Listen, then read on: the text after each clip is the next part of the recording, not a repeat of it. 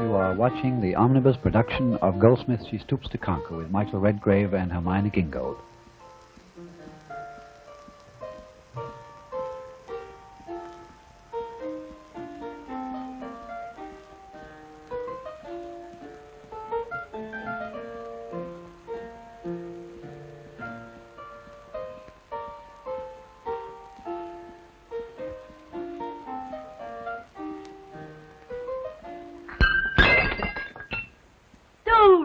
Dear, you spilt your tea. I don't like tea.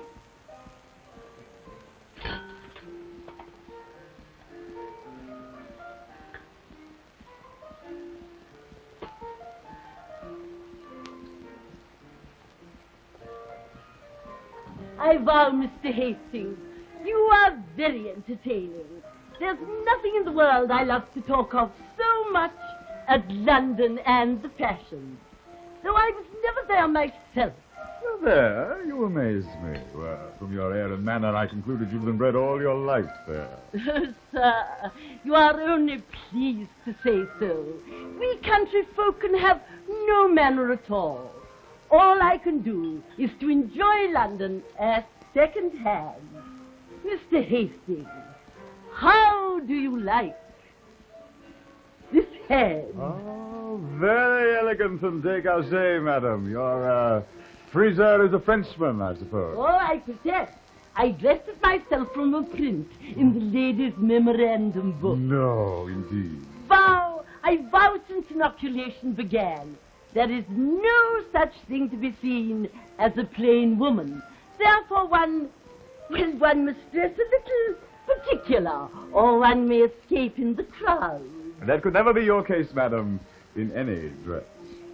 Yes, what signifies my dressing when I have such a piece of antiquity by my side as Mr. Hardcastle? All I can say will never argue down a single button off his clothes. I've often wanted him to throw off that great flaxen wig of his. Oh, I protest. It would take 10 years off his age now. Am I not right? Indeed, you are right, madam. For nowadays, as among the ladies there are none ugly, so among the men there are none old. Pray, Mr. Hastings, what do you take to be the most fashionable age about town? Well, some time ago, 40 was all the mode, but I'm told the ladies intend bringing up 50 for the ensuing winter. Seriously? Then I shall be too young for the fashion. So nowadays, no lady there begins to put on jewels till she's past 40. For instance, Miss there in a polite circle would be considered a child. Yet Mistress Niece thinks herself as much a woman and is as fond of jewels as the oldest of us all. Your niece, is she?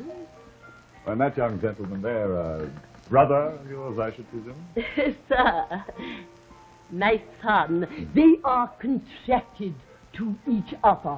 Well, Tony child, what such things are you saying to your cousin Constance this evening? He can't bear to leave her, you know. Leave her? He can't. I've got a place in the house now that's left to myself at the stable. Never mind him, Con, dear. He's in another story behind your back. That's a cursed confounded crack. Monster! For shame!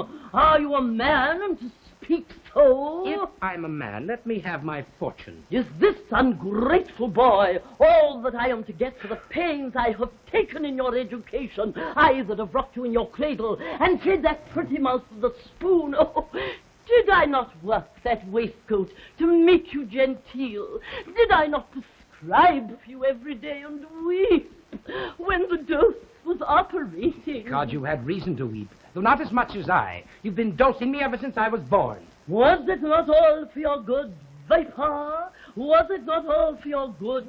I wish you'd let my good alone. I've had my fill of it. Oh, was there ever the like? Oh! I must retire, I see. Come, Constance. Come, my love. You see, Mr. Hastings, the wretchedness of my situation. Was ever a poor woman so plagued with a dear, sweet, pretty, provoking, and beautiful boy? Oh!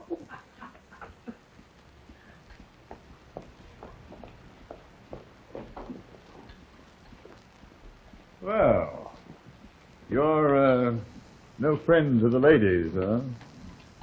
That's as I find them. Well, you don't like her of your mother's choosing, in any case.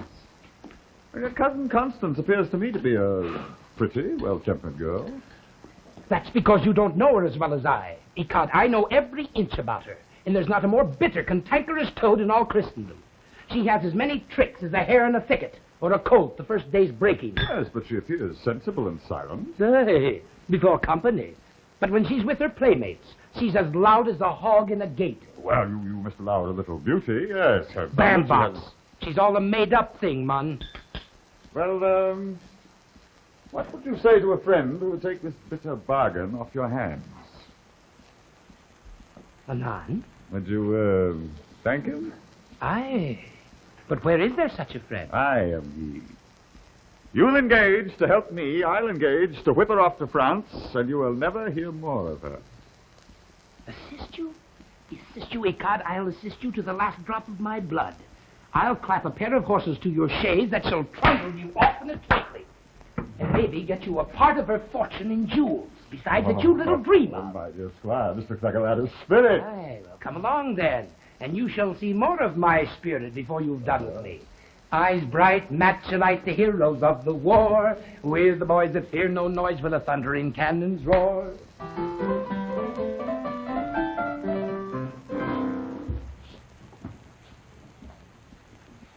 Now, Papa. What could my old friend mean by recommending his son Charles as the modestest young man in town?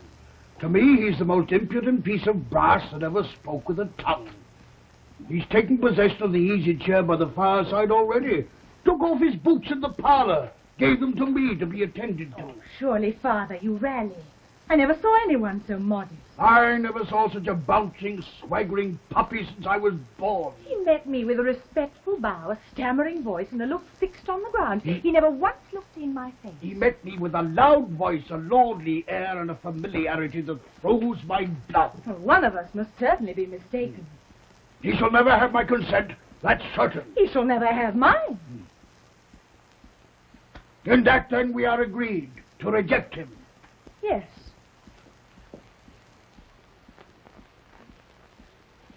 But upon conditions. For if you should find him less impudent, and I more presuming, if you find him more respectful, and I more importunate, I don't know, the fellow's well enough for a man. And certainly we don't meet many such at a horse race in the country. If we should find him sober, that's impossible. Depend on, daughter, I'm in the right. We'll see. We'll...